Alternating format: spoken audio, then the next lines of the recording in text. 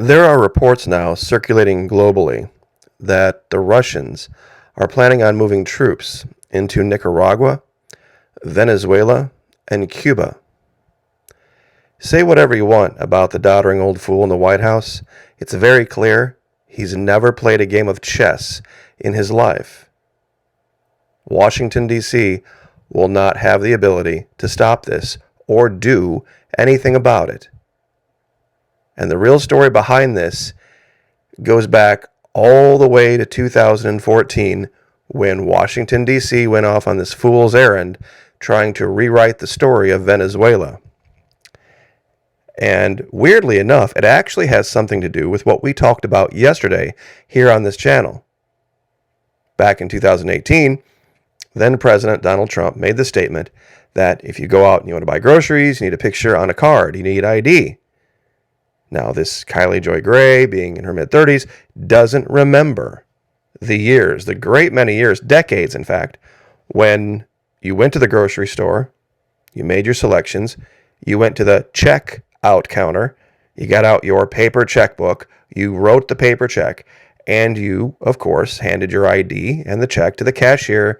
She wrote down your information, handed you your ID back. This was the case for a very long time. Far longer than that woman's been alive. Now, of course, we covered all of this. But what does it really mean? People hear stories like this and they get nostalgic. Boy, I wish we could go back to the good old days. Things were better then. Things were better then. This is another big story out of Canada. See, people selectively remember the good old days. Nobody's asking the question, how much diesel fuel got wasted in all of this? How many, what is likely millions of gallons of diesel fuel just up into thin air for no real good purpose? Some might say, well, there was a good purpose. Canada is only getting what Canada asked for. And I know a lot of people are already mad. But let's review, shall we? Let's go back prior to 2020. Back into the 2010s. And Canadians laughing at Americans.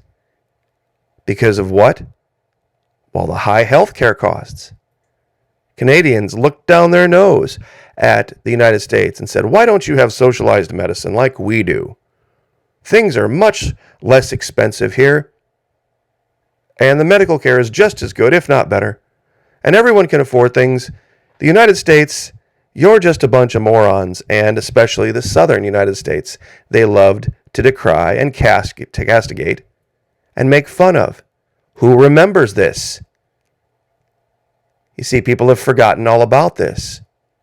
See, now Canada is getting a dose of the tyranny that they thought the United States should have signed on for a long time ago. But this whole idea of socialized medicine, when it came across the desks of those who signed these things into law back in 2008, Canadians said, oh, finally you've gotten with the program. You're not doing a very good job of it, but finally you got with the program.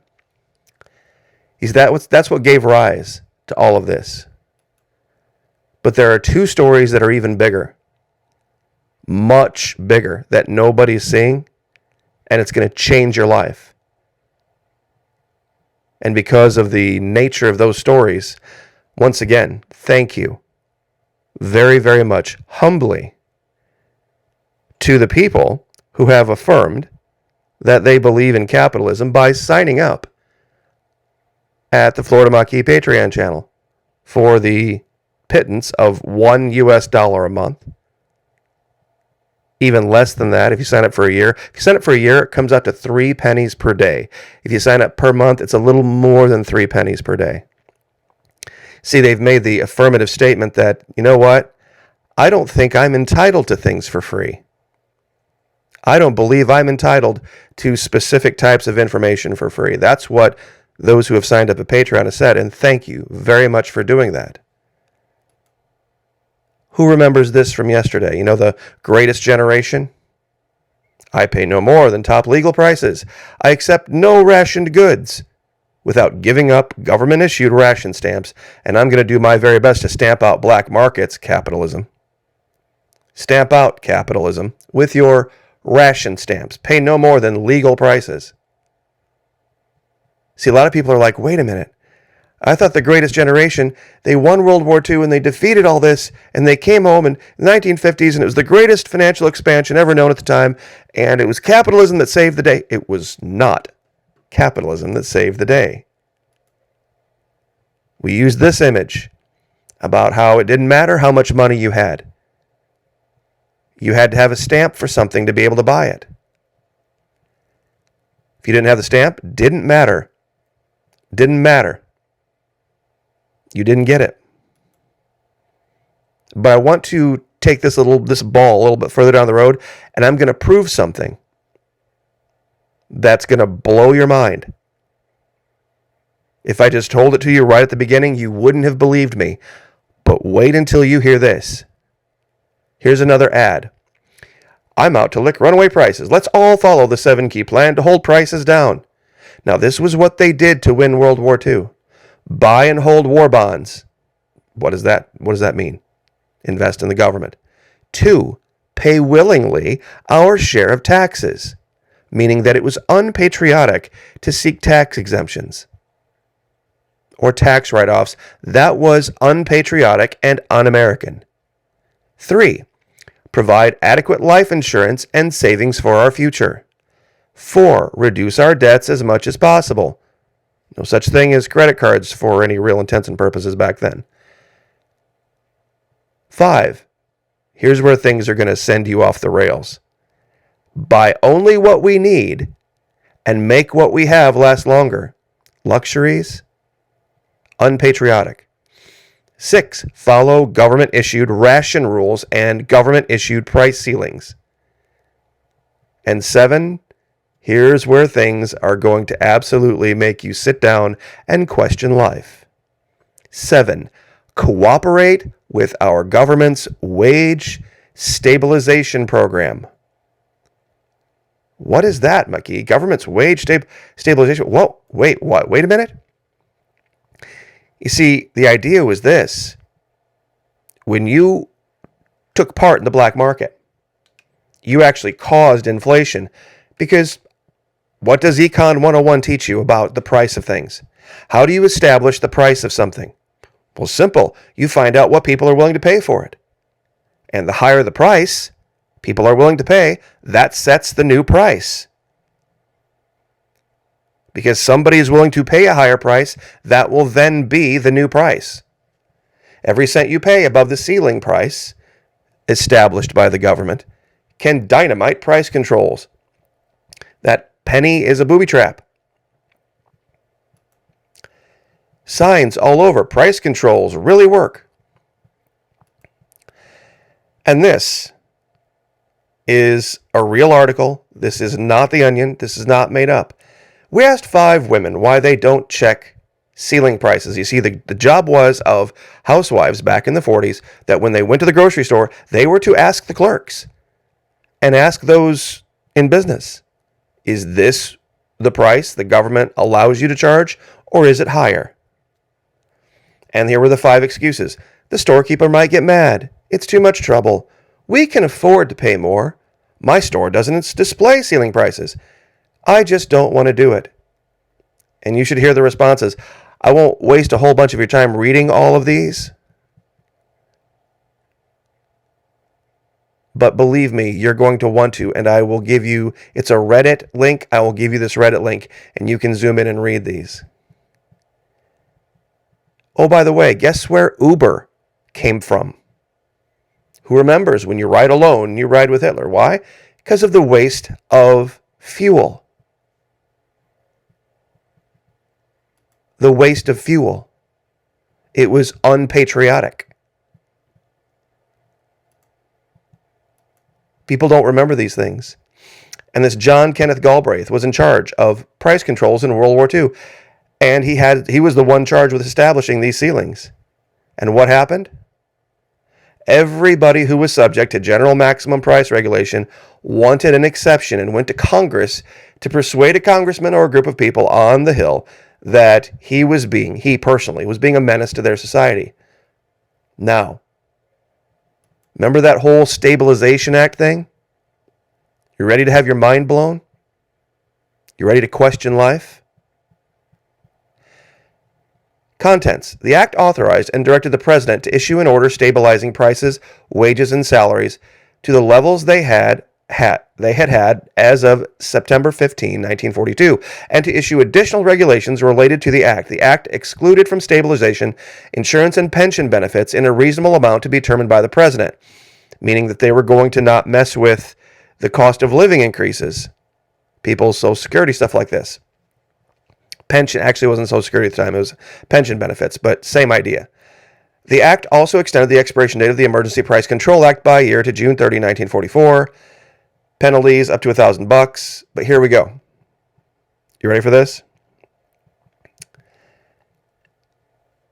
One consequence of this wage stabilization under the Act was that employers unable to provide higher salaries to attract or retain employees began to offer insurance plans, healthcare packages as a fringe benefit, thereby beginning the practice of employer-sponsored health insurance, government-mandated health insurance. You see, they didn't exactly mandate it, but they encouraged it. They put in policies in place, that made capitalists have to get a little creative.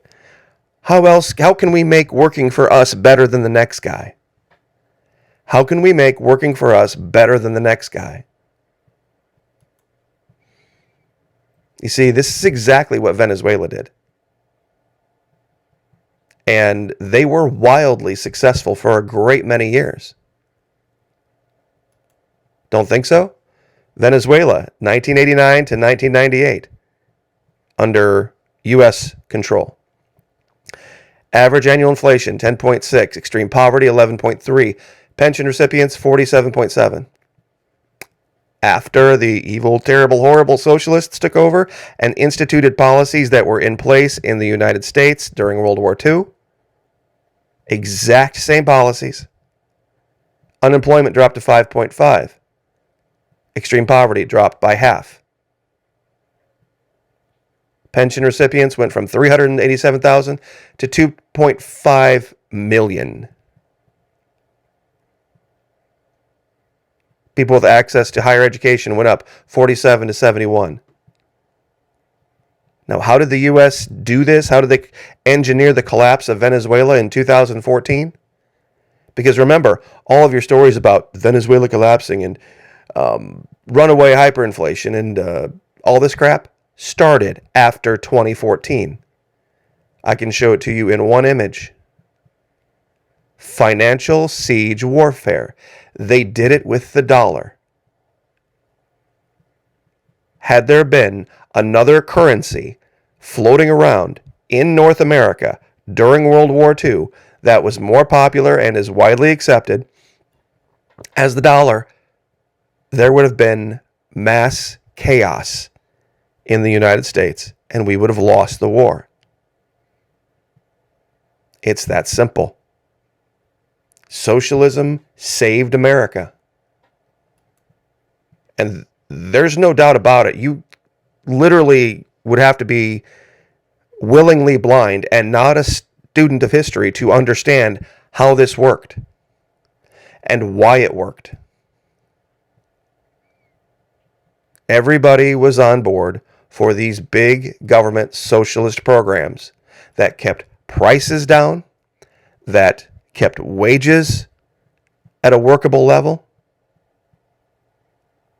and got rid of black markets. And when you hear black market, think capitalism, because that's what capitalism is. There are no more capitalist persons than on the planet than you can find in drug dealers and crypto pirates and all pirates in general.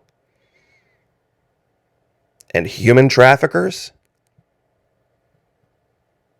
they are the ultimate in capitalists. Avoiding taxes, charging the most possible that the market will bear. That's the hallmark of capitalism.